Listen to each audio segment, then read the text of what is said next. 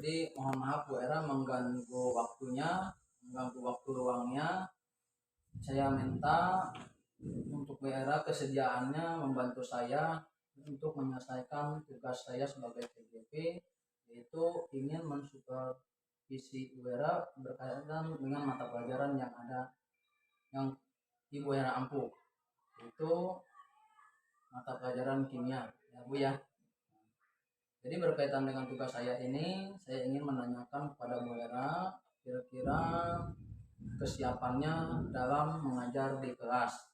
Yang pertama adalah saya ingin menanyakan mengenai tujuan pembelajaran yang Bu Era ampuh terapkan. Kira tujuannya untuk mata pelajaran yang Ibu ampuh itu apa? Insya Allah saya siap membantu Bapak dalam kegiatan supervisi ini. Mungkin nanti Bapak bisa mensupervisi saya di kelas 11 dengan materi asam dan basa. Nah, di mana di materi asam dan basa ini ada beberapa tujuan pembelajaran yang harus dicapai oleh siswa. Yang pertama berkaitan dengan konsep asam basa. Jadi siswa harus mengetahui apa sebenarnya asam dan basa. Nah, kemudian yang berikutnya setelah mereka memahami tentang konsep, mereka juga harus bisa mengidentifikasi apa sih yang disebut dengan asam dan basa.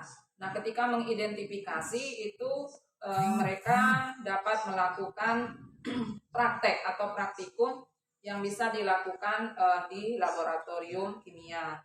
Nah, kemudian yang selanjutnya setelah mereka dapat mengidentifikasi yang mana asam dan yang mana basa, mereka juga harus dapat menghitung pH. Nah, di dalam asam dan basa itu ada yang disebut dengan pH, ya, atau tingkat keasaman.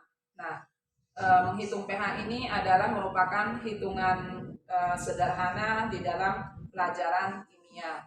Nah, jadi secara keseluruhan berarti ada 3 kelompok tujuan pembelajaran. Jadi yang pertama, siswa harus memahami konsep asam dan basa. Kemudian yang kedua, mereka harus mengalami di dalam pembelajaran, mengidentifikasi yang mana asam, yang mana basa melalui praktikum. Nah, yang ketiga, mereka harus dapat menghitung, jadi mengaplikasikan hitungan sederhana di dalam kimia, di dalam menghitung pH asam dan basa.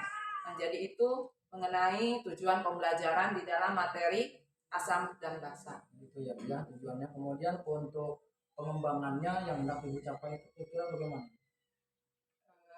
Pengembangannya berkaitan dengan Asam dan basa. Pengembangan dengan apa?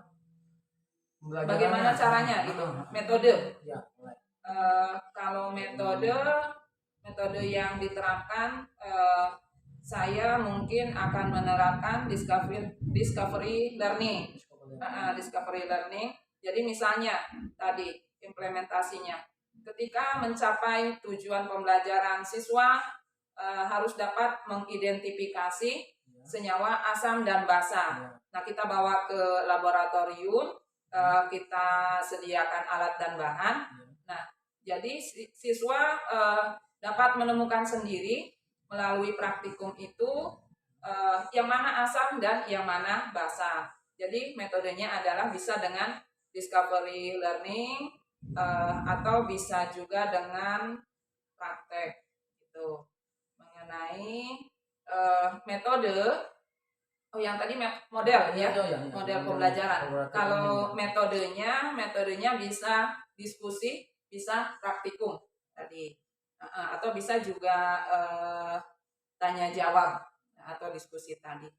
Nah, itu sudah berkaitan dengan strategi yang disiapkan Bu ya. Iya. Nah, berkaitan dengan tadi metode tadi. Iya. Kira-kira ada yang ditambahkan dari strategi itu selain itu? Strategi pembelajarannya.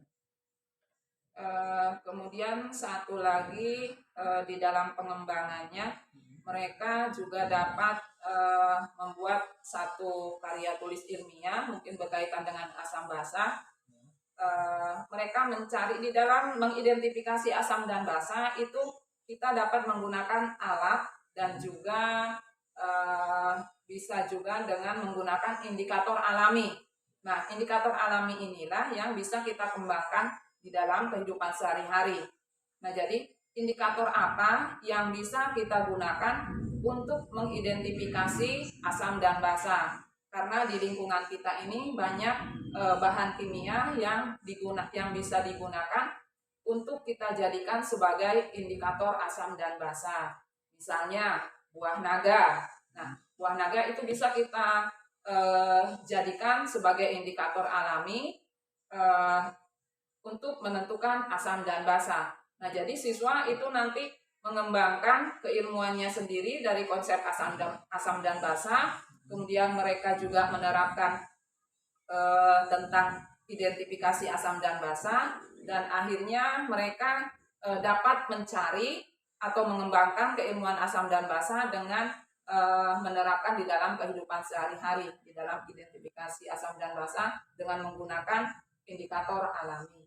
Nah, mereka bisa membuat karya tulis ilmiahnya dari apa yang mereka dapatkan di dalam pembelajaran kimia tersebut. Jadi di sini Ibu tidak membuat kelompok ya? Artinya dalam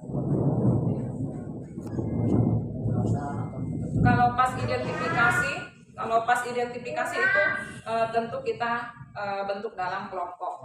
Tetapi kalau di akhir penugasan tentunya di dalam individu. Terima kasih Bu Era, hanya itu saja untuk supervisinya. Nanti saya ingin melihat RPP Ibu, kemudian nanti kita praktekkan di kelas ya Bu ya, untuk karena ini kita hanya sebagai wawancara antara saya dan Ibu berkaitan yang nanti akan kita capai. Jadi terima kasih waktunya Bu Era sudah menyempatkan waktu.